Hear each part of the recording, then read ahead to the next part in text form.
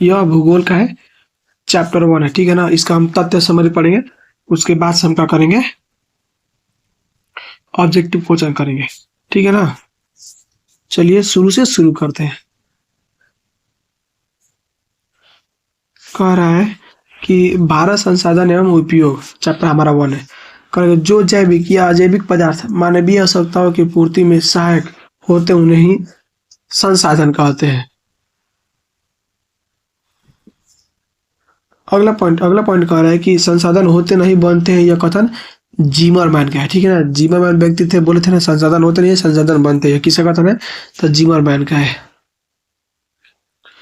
अगला पॉइंट कह रहा है कि भूमि, जल, मिट्टी, वन, खनिज आदि प्राकृतिक संसाधन के उदाहरण है तथा इंजीनियरिंग, प्रौद्योगिकी, मशीनें, भवन, स्मारक, चित्रकलाएं और सामाजिक संस्थाएं मानव निर्मित संसाधन के उदाहरण है। जो प्राकृतिक चीज है, ठीक है ना, उसमें जिसका हम इस्तेमाल करते हैं वो सब क्या है? प्राकृतिक संसाधन। और जो मानव का है, बनाया है, उसको हम लोग मानव निर्मित संसाधन कहते हैं।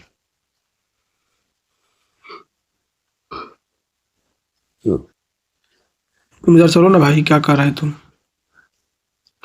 अगला पॉइंट कह रहा है कि संसाधनों का विवेकपूर्ण उपयोग ही संसाधन नियोजन कहलाता है। यानी संसाधनों का सही इस्तेमाल कीजिए, जितना काम है उतना ही इस्तेमाल कीजिएगा, उसी लोग संसाधन नियोजन कहते हैं। यानी संसाधन को बचा के रखिएगा, जितना काम है। जैसे मान लीजिए स्नान करते हैं, तो स्नान करते हैं तो आपको स्नान करने में 2 बाल्टी काम है, आप स्नान करने में 6 बाल्टी लगाते हैं। आप कभी इसको एथी करिएगा, साबुन लगाते हैं तो पानी गिर रहा है, चलो नहाया जाएगा, ऐसा नहीं करना चाहिए। अगर ज़्यादा पानी का इस्तेमाल करिएगा तो पानी आप तो निहा लीजिएगा, लेकिन आपके बाद वाला जो होगा ना, नहीं निहा पाएगा। जब हम लोग एनसीसी के कैंप पे जाते हैं ना, तो कितने लड़का क्या करता है ना, जल्दी उठ जाएगा, 2-3 बजे स्नान कर लेगा, स्नान करके सब पानी खत्म कर देगा। अब बाकी जो लड़का है 500, और उसके लिए अब दिक्कत, तो सुबह खानी सर पीटी में बोलेंगे फॉलिंग में पानी मिला, तो कोई कहेगा नहीं सर पानी नहीं मिला। तो ये रोज की आदत है, ठीक है ना। तो कैसे रोज सर समझाएंगे, देखो पानी मत जियान करो, अगर तुम जियान करोगे तो फिर तुम्हारा जो बॉडी पेयर है उसको नहीं मिलेगा। लेकिन कोई सुनता नहीं है, सब अपने मन का करता है, ठीक है ना। लेकिन कोई दिक्कत ना, मजा तो आता है कैंप में। अगला प्रश्न कह रहा है संसाधनों का विवेकपूर्ण उपयोग ही संसाधन नियोजन कहलाता है। अगला पॉइंट कह रहा है कि हमारे पास पेट भरने के लिए बहुत कुछ है, लेकिन पेटी भरने के लिए नहीं है। यह कथन महात्मा गांधी का है, ठीक है ना। महात्मा गांधी बोले थे कि हमारे पास पेट भरने के लिए बहुत कुछ है, लेकिन पेटी भरने के लिए तो भाई कुछ नहीं। हकीकत भी है, पेटी आज तक किसी का भरा नहीं है, ठीक है ना।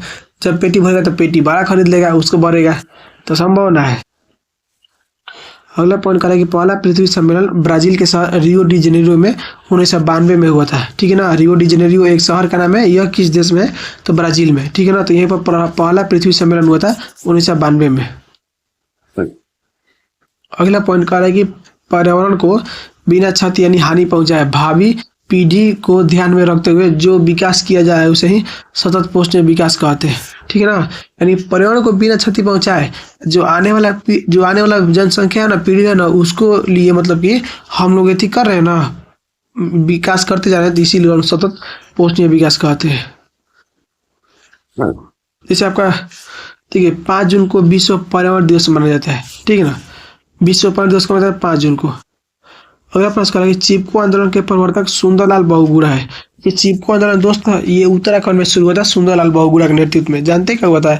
लोग पेड़ काट रहे थे, तो पेड़ को बचाने के लिए ना लोग जाके पेड़ को गले से लगा ले रहे थे। बोले थे अगर तुमको पेड़ काटना है तो पहले हमको काटो, तो पेड़ को काटे हुए। तो चिपको आंदोलन आपको उत्तराखंड में चालू हुआ था, सुंदरलाल बहुगुणा ने चालू किया था। अगला पॉइंट कर रहा है कि भारत के कुल भौगोलिक क्षेत्रफल का 43% भाग मैदानी है, 30% भाग पर्वतीय है तथा 27% भाग पठार क्षेत्र है। कहने का मतलब ये, अगर भारत का आप जमीन पूरा देखते हैं ना, पूरा भारत का जमीन, तो पूरा भारत का जमीन में 43% ना क्या है, मैदानी क्षेत्र है, और 30% जो भाग है वो पर्वत क्षेत्र है, और 27% जो भाग है ना ये पठार है। तो अगर हम बात करें दोस्त आपसे, तो ये अगर मुख्य रूप से मेन अगर कोई भूमि है तो ये 43% ही भाग है, ठीक है ना। बाकी पठार में तो आपका खेती तो होता ना है, आप पर्वत में तो खेती होकर ना करता है, नॉर्मल होता है नाम मात्रा के, जैसे आपका बेदाम उदाम हो गया, ये सब तो होता है पहाड़ वाले एरिया में खेती। पहाड़ों में खेती होता है लेकिन बहुत कम होता है, ठीक है ना। हम उत्तराखंड गए थे ना, तो वहाँ पर देखे थे, अगर हम बात करें आपका एक रूम जो होता है ना दोस्त, रूम आप रूम बनवाते हैं ना तो वहाँ पर ए प्लॉट ए वो खेत है, आधा दूर में एक आदमी खेती कर रहा है, छोटा छोटा है, सीढ़ी नुमा खेती होता है उधर पहाड़ी इलाका में। उत्तराखंड में कैंप गए थे एनसीसी ले, तो सोच लीजिए। अगला पॉइंट कर रहा है कि भारत में 6 प्रकार की मिट्टियां पाई जाती है। पहले का कौन कौन? जलोढ़, फिर काली, लाल एवं पीली, लेटराइट, मरुस्थलीय एवं पर्वतीय। भारत में कितने प्रकार की मिट्टियां पाई जाती है? तो 6 प्रकार की। पहले का है जलोढ़, दूसरी है काली, फिर लाल है और पीली, तीन लेटराइट, मरुस्थलीय एवं पर्वतीय मिट्टी है। अगला पॉइंट कर रहा है कि नई जलोढ़ मिट्टी खादर तथा पुरानी जलोढ़ मिट्टी बांगर कहलाती है। अगला पॉइंट करें काली मिट्टी में नमी धारण करने की क्षमता सर्वाधिक होती है। अगला पॉइंट करें लेटराइट मिट्टी में लोहे और एल्यूमिनियम की ग्रंथियां पाई जाती है। अगला पॉइंट उत्तरी गुलाब को स्थल गुलाब तथा दक्षिणी गुलाब को जलीय गुलाब कहते हैं। कहने का मतलब ये है, ध्यान से देखिएगा मेरे बात को, रुक जाइए, होल्ड आपको समझाते हैं हम। देखिए ब्रदर्स, आप इसको देखिए, जैसे मान लीजिए ये आपकी पृथ्वी होगी, ठीक है ना, ये आपकी पृथ्वी होगी ना, तब पृथ्वी का जो भाई साहब ये वाला आपका जो क्षेत्र है ना, ये वाला एरिया, ठीक है, बीचों बीच एक रेखा जाता है, ठीक है ना। इस रेखा का नाम दे दिए हम लोग, ये बीचों बीच रेखा, इसको नाम हम लोग विषुवत रेखा बोलते हैं, ठीक है ना। ये भगवान नहीं बनाए हैं, हम लोग पढ़ने के लिए बनाए पृथ्वी को। तो ये देखिए ध्यान से, इस रेखा के ऊपर ना एक और रेखा है, कर्क रेखा है, नीचे है मकर रेखा है। देखिए ये जो आपका विषुवत रेखा है ना, आप इसको कट कर दीजिए, कर्क रेखा और मकर रेखा हटा दीजिए, ठीक है। ये जो विषुवत रेखा है ना, तो विषुवत रेखा से ऊपर का जो हिस्सा है ना, ये वाला जो हिस्सा आपको दिख रहा है, ठीक है, ये जो ब्रदर्स आपका ये आपका बीच में विषुवत रेखा चल रही है ना, ठीक है ना। तो विषुवत रेखा से ऊपर जो ये बाकी सब एरिया है ना, ये वाला एरिया ऊपर जो आपको दिख रहा है, इस एरिया को हम लोग ना उत्तरी गोलार्ध बोलते हैं और इस एरिया को दक्षिणी गोलार्ध बोलते हैं। तो पूरी दुनिया ना इसी उत्तरी गोलार्ध में, और ये आपके इस गोलार्ध में ना सिर्फ जल ही यानी समुद्र है। तो आपका प्रश्न यहाँ पर यही करे कि उत्तरी गोलार्ध को स्थल गोलार्ध कहते हैं तथा दक्षिणी गोलार्ध को जलीय गोलार्ध कहते हैं, ठीक है ना। और ये आपका यहाँ से एक रेखा गुजरती है जिसका नाम है कर्क रेखा, ठीक है ना। और कर्क रेखा अगर हम बात करें तो आपका भारत कुछ इस तरह का है, ठीक है ना। ऐसा है, गुजरात तक का जो ये कर्क रेखा है ना, गुजरात यहाँ से गुजरात से होते हुए गुजरती है, ठीक है ना।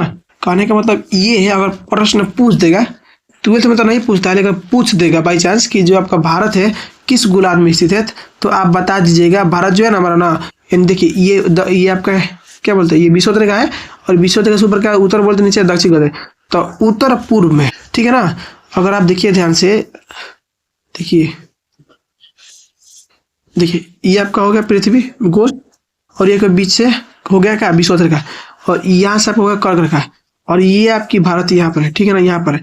अगर आप इसको बांटिएगा पृथ्वी को ऐसी के डिस्टेंस से, तो देखिए ध्यान से, ये आपका ऊपर हो गया,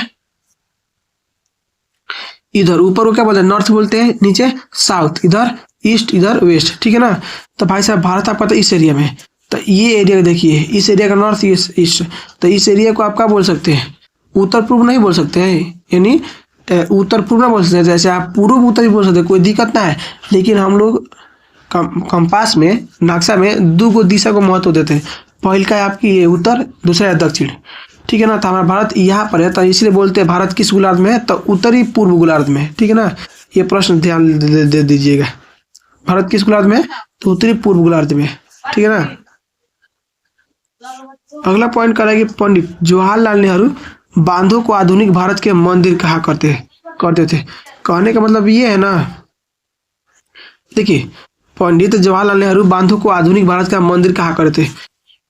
देखिए क्या हुआ था ना, जब देश हमारा आजाद हुआ तो उस समय बोला गया ना, लोग बोले ना कि सरकार जो है ना ये मंदिर बनवाए, तो गांधी जी बोले नो कि नहीं, ये मंदिर का काम सरकार का काम नहीं है, सरकार नहीं करेगी, ठीक है ना।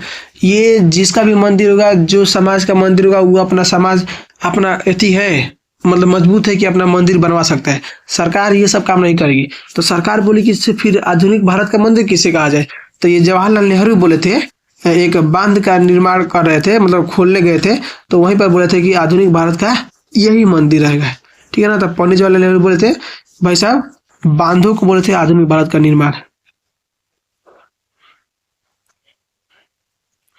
अगला पॉइंट करेगी कि ऐसी परियोजनाएं जिनसे एक साथ कई उद्देश्यों की पूर्ति हो, बहुमुखी नदी घाटी परियोजना कहलाती है, ठीक है ना। करेगी ऐसी परियोजनाएं जिनसे एक साथ कई उद्देश्यों की पूर्ति हो, उसे बहुमुखी नदी घाटी परियोजना कहते हैं।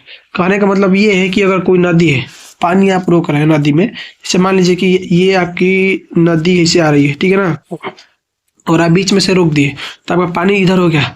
तो इस पानी से आप खेती भी कर सकते हैं, इससे मछली भी पाल सकते हैं, इससे बिजली भी बना सकते हैं, इससे बहुत सारा काम हुआ ना। तो यही आपका बहुमुखी नदी घाटी परियोजना है, ठीक है ना। अगला पॉइंट करेगी सोन नदी होल्ड ऑन की करेगी सोन नदी घाटी परियोजना का विकास सोन नदी पर 1874 ईस्वी में किया गया था, ठीक है ना। सोन नदी घाटी परियोजना का विकास कब किया गया था? तो सोन नदी पर 1874 ईस्वी में किया गया था। अगला पॉइंट करेगी वन उस बड़े भूभाग को कहते हैं जो पेड़ पौधे एवं झाड़ियों द्वारा आच्छादित होते हैं। अगला पॉइंट करेगी प्रशासकीय दृष्टि से वनों को निम्नलिखित 3 वर्गों में बांटा गया है: आरक्षित वन, संरक्षित वन तथा वर्गीकृत वन, अवर्गीकृत वन, ठीक है ना। ये प्रशासनिक दृष्टि से अगर हम बात करें तो वन को 3 भागों में बांटा गया, एक तो आरक्षित वन, दूसरा संरक्षित वन, तीसरा अवर्गीकृत वन। अगला पॉइंट करेंगे भारत में 54% आरक्षित वन है और 29% संरक्षित वन है तथा 17% भाग पर अवर्गीकृत वन फैले हुए हैं। अगला पॉइंट करेंगे संकटग्रस्त प्रजातियों को सूचीबद्ध करने वाली पुस्तक को रेड डाटा बुक कहते हैं। संकटग्रस्त प्रजातियों को सूचीबद्ध करने वाली पुस्तक को रेड डाटा बुक कहते हैं।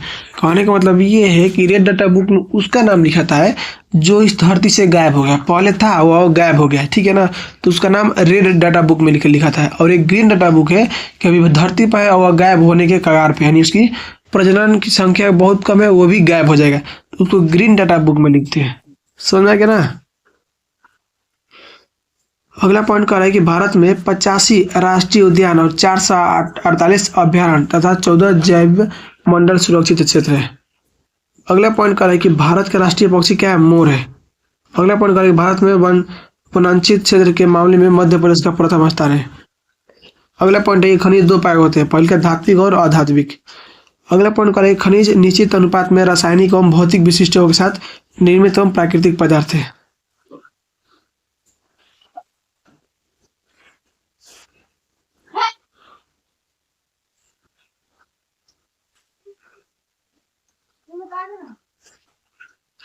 और अगला पॉइंट के लौह अयस्क मैग्नीज, तांबा और निकल प्रमुख धात्विक खनिज तथा अभ्रक, चूनापत्थर, डेलोमाइट, जिप्स आदि प्रमुख अधात्विक खनिज है। ये देखिए लौह अयस्क मैग्नीज, तांबा, निकल ये सब क्या है? धात्विक खनिज है, ठीक है ना। और अभ्रक, चूनापत्थर, डेलोमाइट, जिप्स ये सब क्या है? ये क्या है? अधात्विक खनिज है।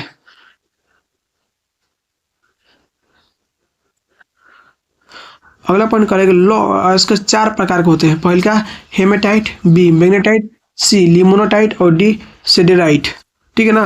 लौह अयस्क कितने प्रकार होता है? 4, हेमेटाइट, बी मैग्नेटाइट, सी लिमोनाटाइट और डी सिडेराइट। अगला पॉइंट करेंगे छत्तीसगढ़, गोवा, कर्नाटक, झारखंड, उड़ीसा, महाराष्ट्र, आंध्र प्रदेश प्रमुख लौह अयस्क उत्पादक राज्य है, ठीक है ना।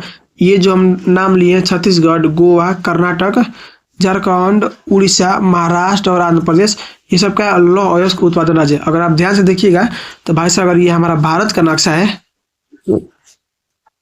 अगर हम आपको भारत का नक्शा नॉर्मली रफली अगर हम आपको बनाए, ठीक है ना, ऐसा है बनेगा ना। तो बाबू ऐसा बनेगा तो इसमें देखिए पहले का राज्य का नाम ले रहा है छत्तीसगढ़, तो भाई साहब छत्तीसगढ़ आपका इस एरिया में छत्तीसगढ़ आएगा आएगा ना। दूसरा बात का नाम है गोवा, तो गोवा ब्रदर्स आपका यहाँ पर आएगा ना। अनुमान को मतलब बता रहे हैं इस एरिया में आएगा, ठीक है ना। अगला पॉइंट करें कर्नाटक, तो कर्नाटक भाई साहब आपका इस एरिया में आएगा, यहाँ पर आएगा। फिर कह रहे हैं आपका क्या है? झारखंड, तो झारखंड आपका यहाँ पर आएगा बिहार के नीचे। उसके बाद क्या है? उड़ीसा, उड़ीसा है ना ये वाला, तो ये आपका उड़ीसा है, तो उड़ीसा आपका यहाँ पर है, तो उड़ीसा आपका यहाँ पर झारखंड के नीचे आ जाएगा। फिर क्या कह रहे हैं? महाराष्ट्र कह रहे हैं ना। फिर कह रहे हैं आपका महाराष्ट्र, तो महाराष्ट्र आपको इस एरिया में आ जाएगा, गुजरात के बगल में, ठीक। और ये आपका है आंध्र प्रदेश, तो आंध्र प्रदेश आपका ये वाला हो जाएगा आंध्र प्रदेश। और नीचे ये तमिलनाडु है, फिर यहाँ पर केरल आ गया, तो तमिलनाडु केरल हटा दीजिए, इसका तो नाम नहीं लिया है। तो ये जो राज्य है इस जो देख लीजिए मुख्य रूप से क्या है? ये सब दक्षिण भारत का राज्य है। नीचे क्या है? दक्षिण भारत, इस लाइन से नीचे क्या है? दक्षिण भारत है, ठीक है ना। तो ये सब जितने आपको दिख रहे हैं मिनिमम का मैक्सिमम, ठीक है ना। ये आपका जो लौह अयस्क है ना बाबू किधर पाया जाए? तो ये आपका दक्षिण भारत के राज्य में पाया जाता है, ठीक है ना। इस बात को आप याद रखिएगा।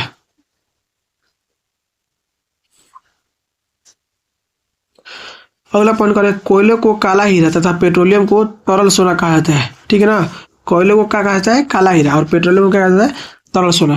काला हीरा एक मेरे पास भी है, ठीक है ना, वो लेकिन मनुष्य है, कोयला नहीं मनुष्य है। काला हीरा वो इतना काला है ना कि अगर हम खड़ा कर देंगे ना उसको ना अंधारा अंधेरा में लाइट बुझ जाएगा तो वो दिखेगा नहीं, हंसेगा तो उसका दांत दिखेगा, बस वो इतना काला है।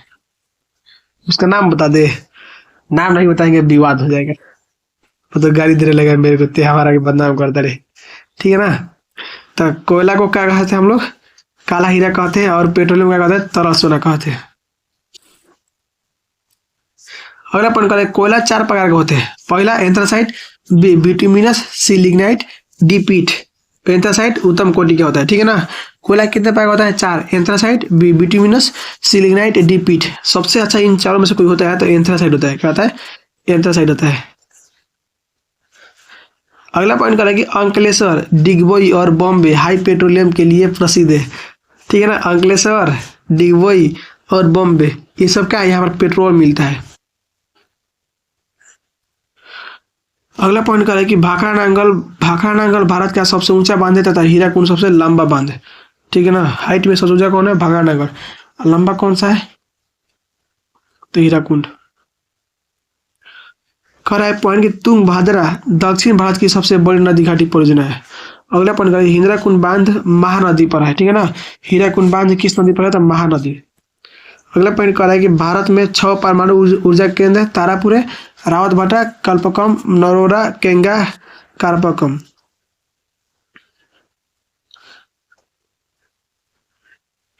अगला पॉइंट करें, शरावती परियोजना कर्नाटक राज्य में। ठीक है ना, शरावती परियोजना किस राज्य में? कर्नाटक राज्य में। अगला पॉइंट करें कि भाखड़ा नांगल बांध सतलज नदी पर है। किस नदी पर है? भाखड़ा नांगल बांध सतलज नदी पर। अब चलिए पॉइंट कुछ याद करते हैं। प्रमुख उत्पादक राज्य, यानी जो मैग्नीज है ना, ये मैग्नीज किन किन राज्यों में पाया जाता है? तो उड़ीसा में, मध्य प्रदेश, महाराष्ट्र, कर्नाटक, आंध्र प्रदेश। उड़ीसा भारत का सबसे बड़ा मैग्नीज उत्पादक राज्य है। ठीक है ना, ये मैग्नीज आपको बात कर गया। ये प्रश्न आता है कि ये लिखिए ये सब किस राज्य में पाया जाता है। ठीक है ना, तो मैग्नीज किन किन राज्य में पाया जाता है? उड़ीसा, मध्य प्रदेश, महाराष्ट्र, कर्नाटक, आंध्र प्रदेश, उड़ीसा भारत का सबसे बड़ा मैग्नीज उत्पादक है। ये सब जो है ना दोस्त, ये सब खनिज जितने हैं ना, ये सब दक्षिण भारत में मिलते हैं। कहने का मतलब ये है ना, दक्षिण भारत में एरिया जो है ना भाई साहब, पूरा ही बढ़िया एरिया है, जहाँ खनिज बहुत अच्छा मिलता है। और मैग्नीज का सबसे बड़ा उत्पादक राज्य कौन सा है? तो उड़ीसा है। अगला पॉइंट है बॉक्साइट। बॉक्साइट देखिए, बॉक्साइट उड़ीसा में, गुजरात में, झारखंड में, महाराष्ट्र में, छत्तीसगढ़ में, कर्नाटक में, तमिलनाडु, उत्तर प्रदेश, उड़ीसा भारत का सबसे बड़ा बॉक्साइट उत्पादक राज्य है। ठीक है ना, देखिए मैग्नीज और उड़ीसा बॉक्साइट ये दोनों का सबसे बेसी कहाँ पर होता है? तो उड़ीसा में होता है। ठीक है ना, मैग्नीज मैग्नीज और बॉक्साइट सबसे बेसी कहाँ पर होता है? तो उड़ीसा में होता है। याद कर लीजिएगा बाबू, पहले हम बता रहे आपको। अगला पॉइंट करेंगे तांबा, झारखंड, राजस्थान, होल्ड ऑन, झारखंड, राजस्थान, मध्य प्रदेश, छत्तीसगढ़, आंध्र प्रदेश, कर्नाटक, महाराष्ट्र। झारखंड भारत का सबसे बड़ा तांबा उत्पादक राज्य है। अगर हाई आपसे ना याद हो पाएगा तो हाई पॉइंट जरूर याद कर लीजिएगा। झारखंड भारत का सबसे बड़ा उत्पादक राज्य है, तांबा उत्पादक राज्य है। ठीक है ना, अभ्रक, तो झारखंड, आंध्र प्रदेश, राजस्थान, बिहार। झारखंड भारत का सबसे बड़ा अभ्रक उत्पादक राज्य है। अभ्रक 3 प्रकार के होते हैं। पहले का मास्कोबाइट, बी बायोटाइट, सी फ्यूगोलोफाइट। कोयला, कोयला देखिए, झारखंड, छत्तीसगढ़, उड़ीसा, महाराष्ट्र, मध्य प्रदेश, पश्चिम बंगाल। झारखंड भारत का सबसे बड़ा कोयला उत्पादक राज्य है। ठीक है ना, भारत का सबसे बड़ा कोयला उत्पादक राज्य कौन सा है? झारखंड। और यहाँ से कोयला कहा जाता है भर भर के ऑस्ट्रेलिया जाता है। सोच लीजिए, यहाँ से भारत का कोयला कहा जाता है दूसरे देश में जाता है, अकेले के अडानी लेके जाता है बेचने के लिए उधर। आज झारखंड के लोग जर रहे हैं। झारखंड के लोग क्या हो रहे हैं? झारखंड के धरती से ना आग निकलता है, आग आग लगता है। सोच लीजिए, वो आग अपने से ना प्राकृतिक आग है। उस जमीन में देखिएगा ना तो आग भाई साहब निकलता है। और घर है ना बगल में, तो घर के बगले से कि नीचे से आग निकल रहा है। ये झारखंड का हाल है। सोच लीजिए तबाही कितना भयंकर होगा। आपको क्या लगता है? ये सब बहुत बढ़िया चीज है, बहुत खराब चीज है? झारखंड के लोग बहुत एथी है, ताकतवर और मजबूत है बेचारे, उनके साथ ऐसा होता है। और एक बात, जो झारखंड है, ये झारखंड है ना, ये जाके आप यूट्यूब पे देखिएगा ना, आपको दिखाएगा झारखंड की दयनीय स्थिति क्या है। ये आपका कुछ भारत के प्रमुख राष्ट्रीय उद्यान है तथा अभयारण्य, इसका नाम याद कर लीजिएगा। देखिए, ठीक है ना। कह रहा है कि मध्य प्रदेश राज्य में क्या है, ये देखिए राष्ट्रीय उद्यान है और ये अभयारण्य है। तो मध्य प्रदेश में कौन सा राष्ट्रीय उद्यान है, तो कान्हा है और मंडल है, ठीक है ना। कान्हा, ठीक, मंडला प्लस बालाघाट। अभयारण्य एक भी नहीं है। मध्य प्रदेश में सतपुड़ा है, ठीक है ना, ये भोपाल में, ये आप देख लीजिएगा। बांदीपुर राष्ट्रीय उद्यान का है, तो भाई साहब कर्नाटक में, ठीक है ना। और अभयारण्य का है शरावती में।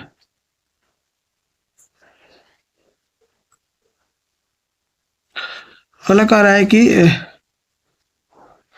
रणथंभौर कहाँ है, तो ये आपका राजस्थान में। सरिस्का असौर में, ये भी राजस्थान में अभयारण्य है। ये आपका राष्ट्रीय उद्यान है। राष्ट्रीय उद्यान के पेरियार, पेरियार राष्ट्रीय उद्यान कहाँ है, तो केरल में, ठीक है ना, याद रखिएगा। कार्बेट उत्तराखंड में, ठीक है, ये उत्तराखंड कहाँ हुआ था, नैनीताल में राष्ट्रीय उद्यान है। फिर नंदा देवी चमोली में है, कहाँ हुआ था, उत्तराखंड में। दूधावा उत्तर प्रदेश में है। लखीमपुर खीरी, काजीरंगा शिवहर असम में है। काजीरंगा गेंडा के लिए प्रसिद्ध है, यहाँ पर गेंडा बहुत है। चंद्रभाषा बनारस में है। फिर असम में काजीरंगा है, झारखंड में तो नहीं है, हजारीबाग में है। गुजरात में गिरवन है, जूनागढ़ में है गिरवन। पश्चिम बंगाल में सुंदरबन है, 24 परगना है। फिर उड़ीसा में सिमलापाल, मयूरगंज, चिल्कापुरी, ये आप याद कर लीजिएगा, ठीक है ना। राष्ट्रीय उद्यान है, इसको स्क्रीनशॉट ले लीजिएगा, चाहिएगा। पूछेगा कान्हा राष्ट्रीय उद्यान कहाँ है, तो कहिएगा मध्य प्रदेश में, ठीक है ना।